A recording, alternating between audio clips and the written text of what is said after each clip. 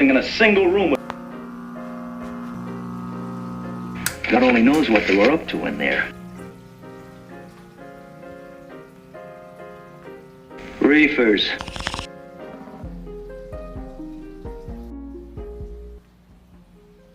What's going on, everybody? Welcome back to another episode. This is Micah. This is my 60-gallon cube. I've got a ton of stuff to go over. I've lost more fish.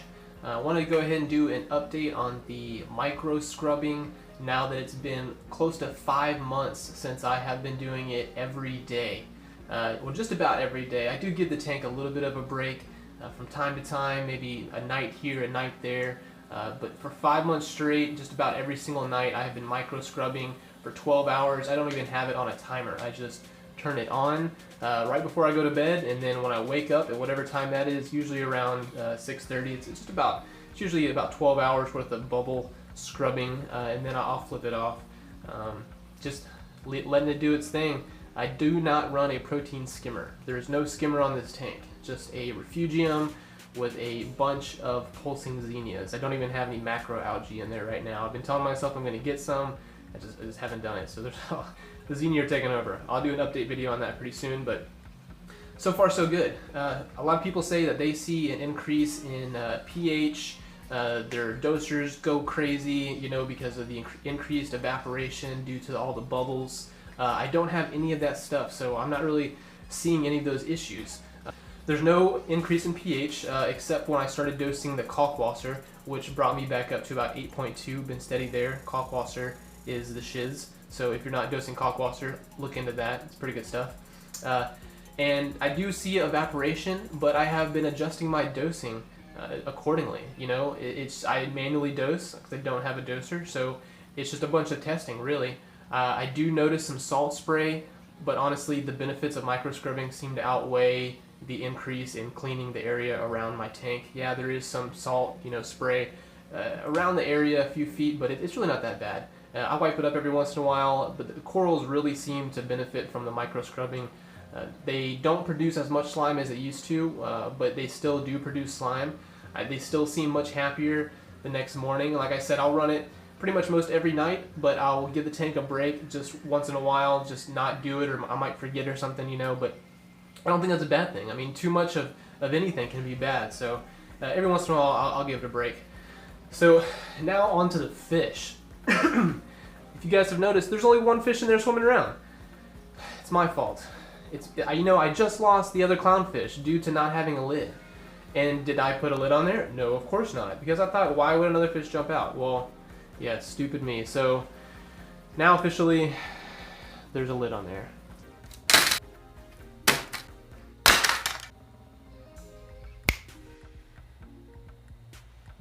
Built it all by myself. Just picked up a screen kit from Home Depot. Now I did order the clear from Bulk Reef Supply, and then these clips I actually made myself. They are clips that you use to attach Christmas lights to your roof. And I just cut off the pieces that I didn't need, which left a nice little clip spot that seems to fit with a little bit of adjustment right around and into the screen. So it works. So I officially have a lid now, which means no more fish should jump out, which means I should be able to get more fish, which is what the quarantine's for.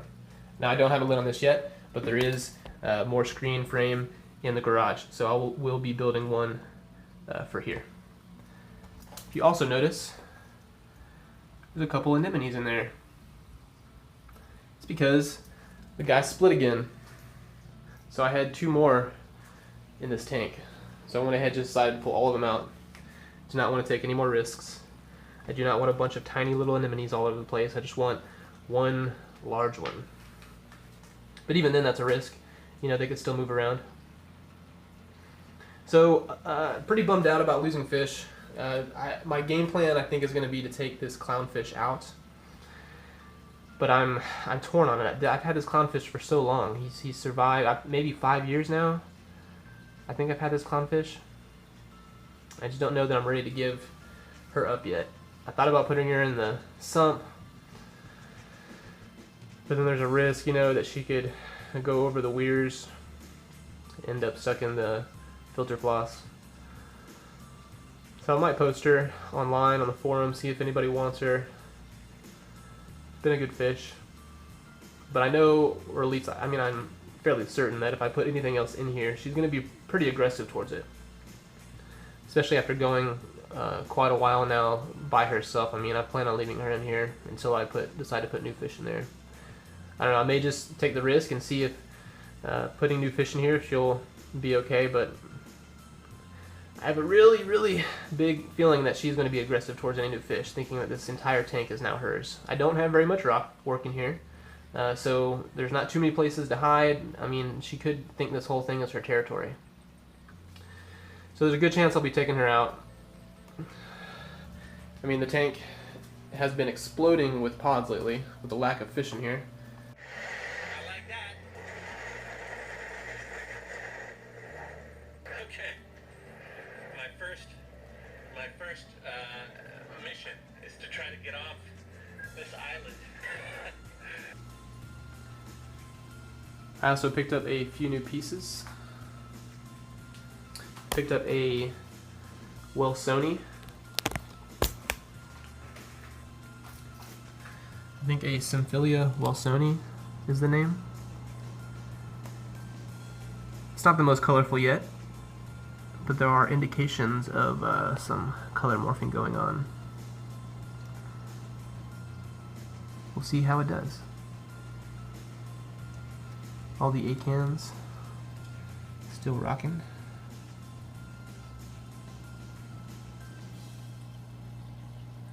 This is a new piece too. It's got really bright green, almost turquoise mouths.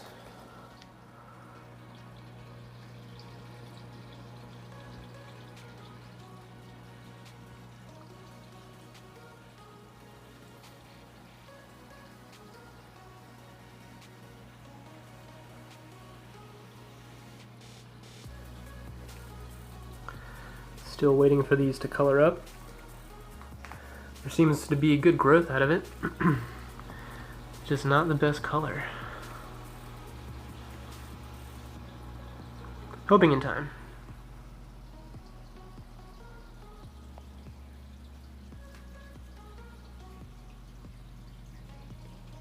The polyps on this have actually been turning brown, which is better than the bleached out white it was.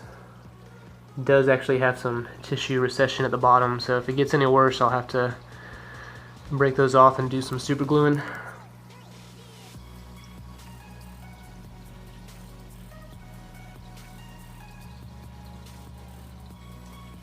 This purple Ricordia has been growing. It's going to be awesome when it gets big.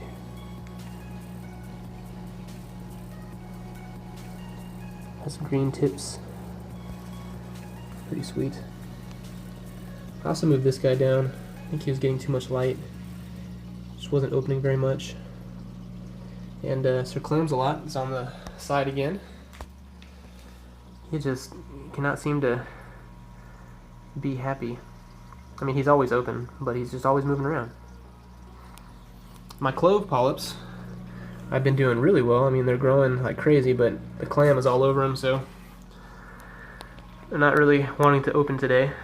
But you can see all the heads on them now.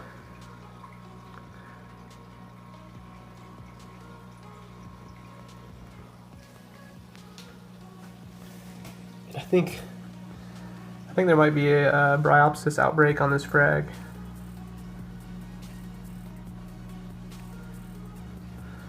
So I might be getting rid of this frag. I've already picked it off once and it still seems to be getting worse. See all the strands.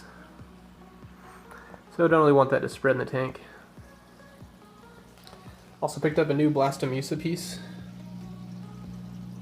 You can see it next to, there you can barely see it next to the red one. It's like a dark red. And it's the Merletes, I believe. The ones with the smaller polyps.